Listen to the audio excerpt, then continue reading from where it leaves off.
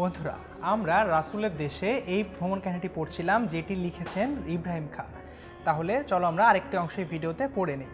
পানির ব্যবস্থা আগের চেয়ে ভালো হয়েছে, অর্থাৎ আব্দুল আজিজের আমলে কিন্তু পানির ব্যবস্থা আগের চেয়ে অনেক বেশি ভালো হয়েছে। আগের দিনে মাছির জ্বালায় ঠিক হয়ে বসার জো ছিল না।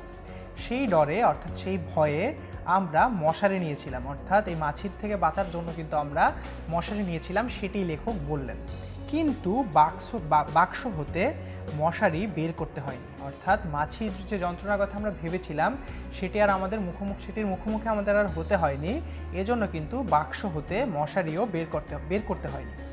মক্কা ও জেদ্দায় ভালো ভালো রাস্তা ও দালান কোঠা তৈরি হচ্ছে শুনলাম, মার্কিন পরিকল্পনা মোতাবেক, অর্থাৎ মার্কিন পরিকল্পনা অনুসারে মক্কা ও জেদ্দায় কিন্তু ভালো ভালো রাস্তা তৈরি হচ্ছে এবং দালান কোঠা তৈরি হচ্ছে। লেখক সেটি শুনেছেন বলে তার এই লেখায় দাবি করেছেন।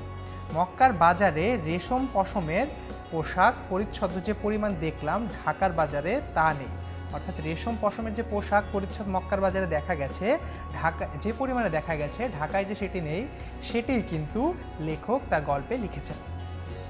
সৌদি আরবে দিন দিন উন্নতি হোক, অর্থাৎ লেখক সৌদি আরবের দিন দিন উন্নতি কামনা করছেন। আমরাও এই কামনা করি, অর্থাৎ আমরা সকলেই কামনা করি সৌদি আরবের দিন দিন আরও বেশি উন্নতি হোক। তাহলে বন্ধুরা, আমরা কিন্তু রসুলের দেশে ভ্রমণ কাহিনীটি পড়ে নিলাম। তোমাদের কোনো প্রশ্ন থাকলে আমাদেরকে অবশ্যই কমেন্ট সেকশনে জানিয়ে দেবে। ধন্যবাদ বন্ধুরা।